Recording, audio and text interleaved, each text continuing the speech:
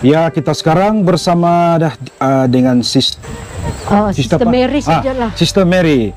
Jadi saya pun baru turun dari KK, pergi di sini, senang juga hati, ngangam lagi land ini. Kita do something good to other people. Dan ini jauh juga ini dari main road. Saya kurang pasti berapa kilometer di Makatip, tapi cantik tempat ini, nature. Dan community dia pun, biasalah kalau dusun memang friendly. Dan tempat dia pun saya rasa kalau ada kena tanam padi ini, saya rasa satu tempat untuk pelancongan desa yang sangat berpotensi lah. Dan di sini adalah kita berada di shelter home, di mana it's a common good for sister untuk menjaga community yang memerlukan perhatian dan kasih sayang lah. Jadi sebelum itu mari kita bertanya kepada Sister Mary, latar belakang, background di tempat, kenapakah dia jadikan tempat ini, dan sambutan-sambutan yang adalah. Dan sebelum itu siapa nama kau gitu? Joshua. Hah? Oh, Joshua? Joshua. Mari. Ya, ini dia. Mari. Joshua. Oh, enggak pak, salah kau. Jadi mana yang lain? Kita berkenalan dengan Sister Mary. Dia kita tanya dia latar belakang kenapa terjadi ini dan apakah harapan Sister. Sebelum itu, maybe boleh perkenalkan dulu lah. Ini tempat, kenapa dia Sister buat ini tempat? Oh, ini tempat, nama dia Shelter Home. Oh, Shelter Home, Shelter Home. Tapi ini kampung ni dekat hutan ini lah.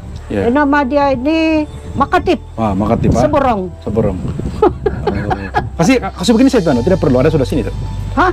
Begitu sih. I see. Seberang ya, mana? Jadi Makatip, bagaimanakah tercetus goodness seperti ini di hati naluri Sister? Apa itu cetus? Bagaimanakah keluarnya ide untuk membuat kebaikan ini sebelum?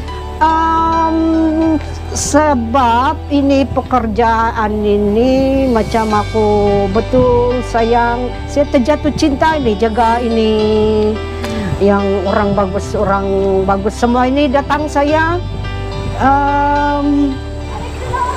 dan terbuka hati saya rela lah mau bukan korban. Datang semua saya minta tolong budak-budak orang itu yang tidak begitu bernasib baik.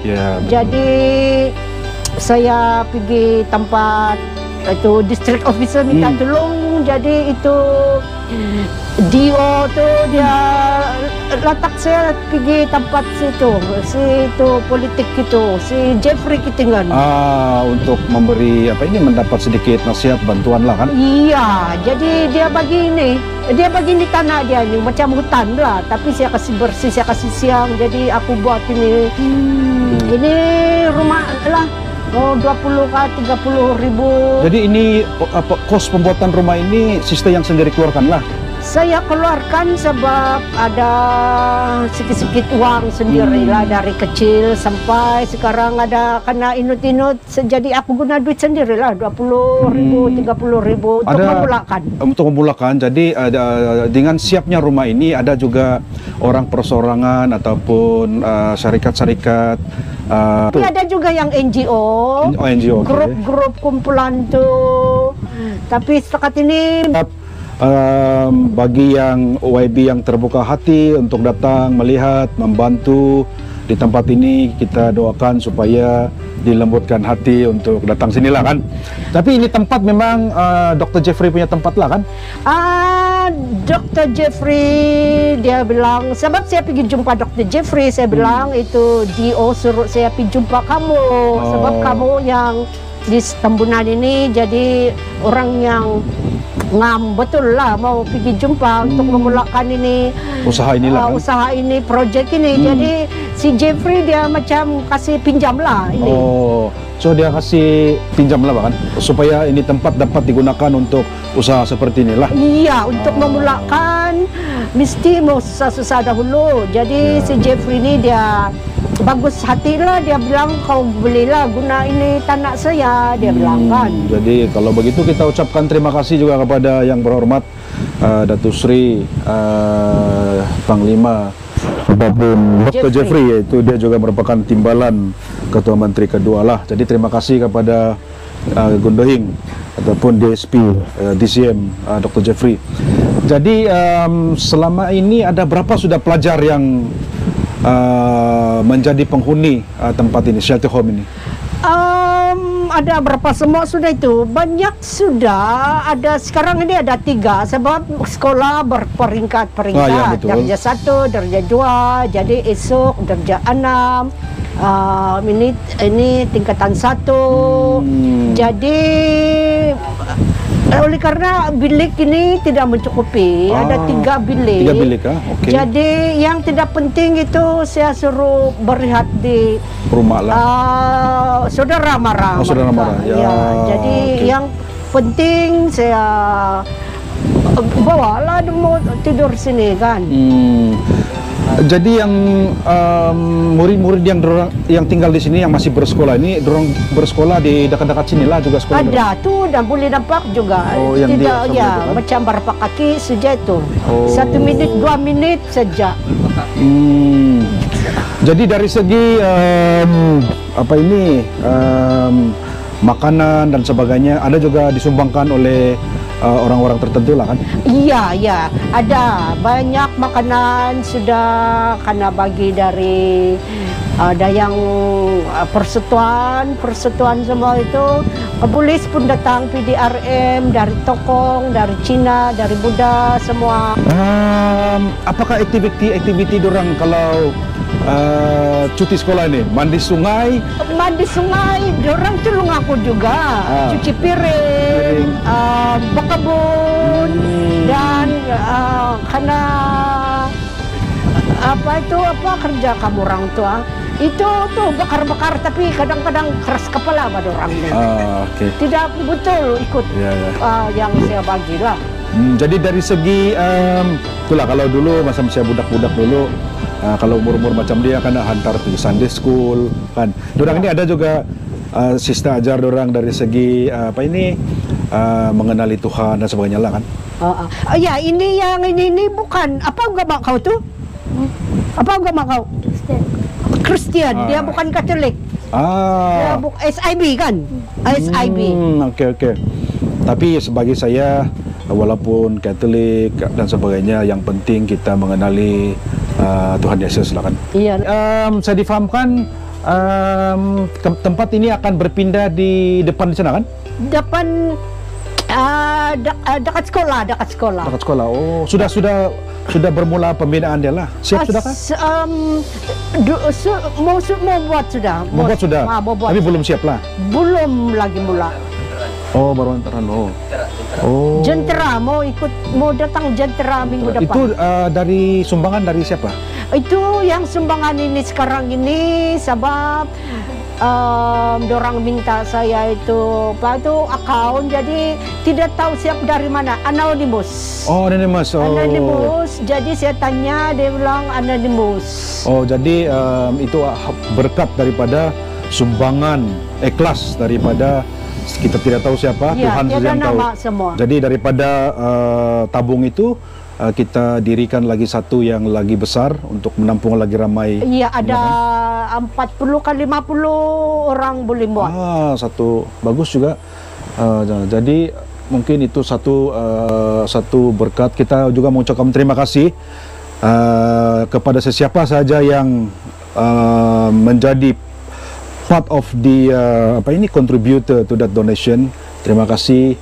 Semoga walaupun mungkin agak sukar dibalas oleh Sister Mary dan yang semua di sini, tapi Tuhan melihat apa yang mereka lakukan lah kan. Iya. Jadi apakah harapan Sister untuk shelter home ini?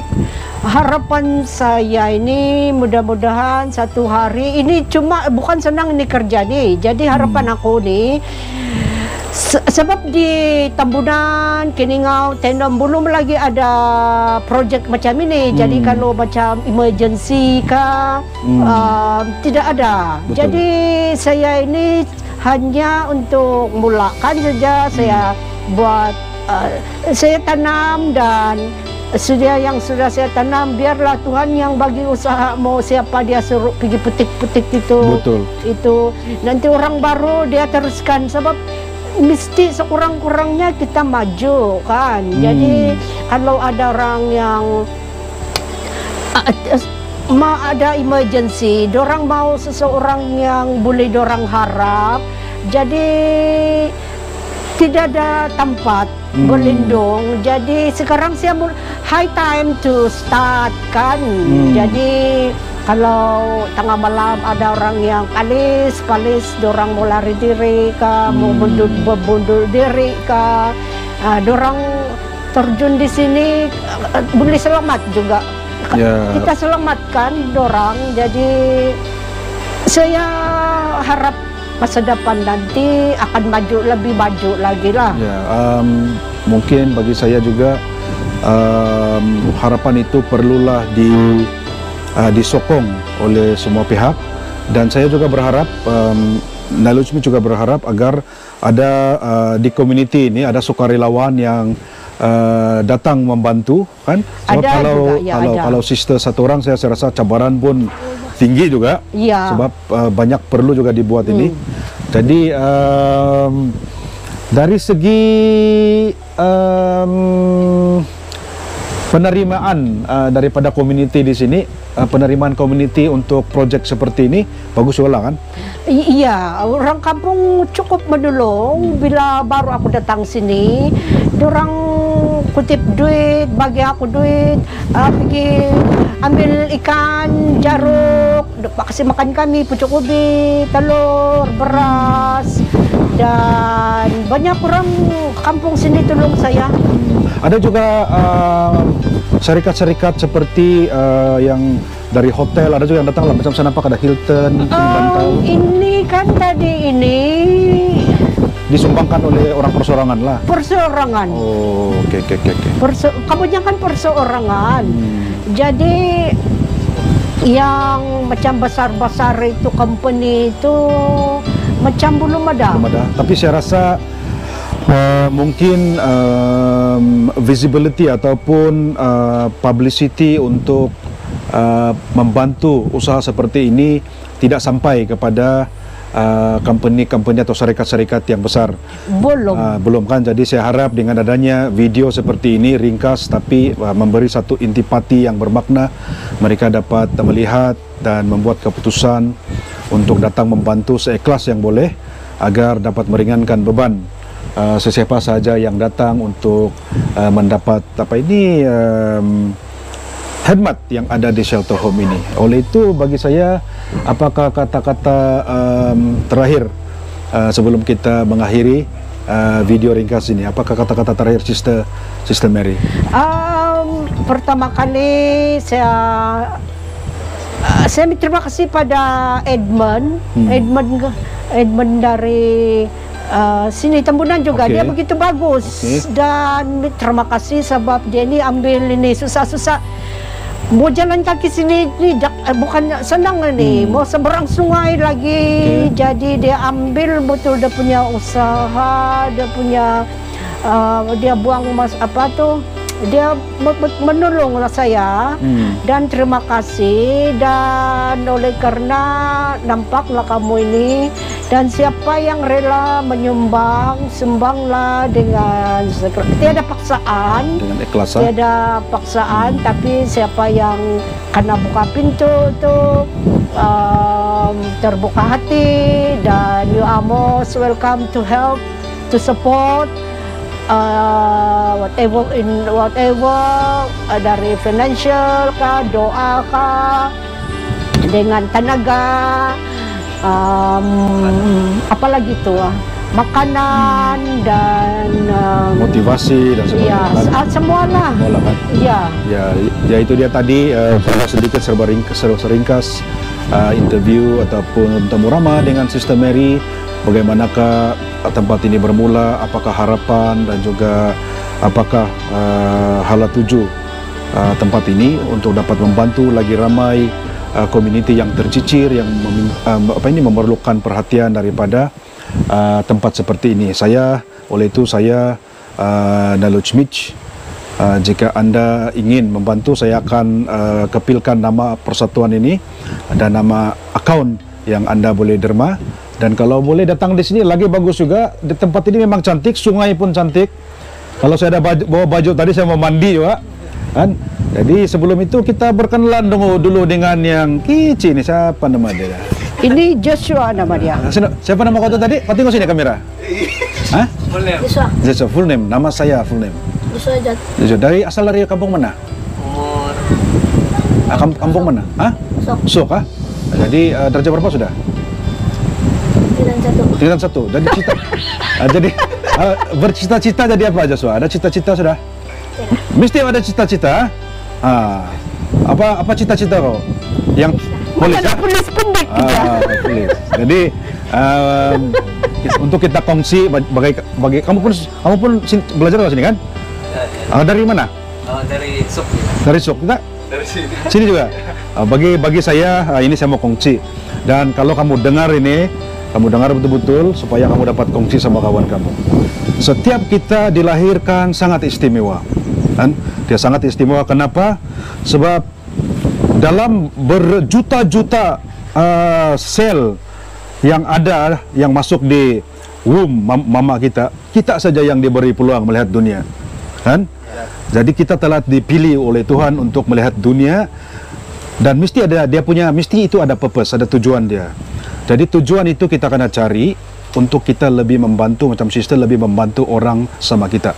Sebab end of the day yang paling penting adalah bila kita sudah besar, kita melihat kita punya tujuan untuk menjadi orang yang biasa-biasa menjadi luar biasa.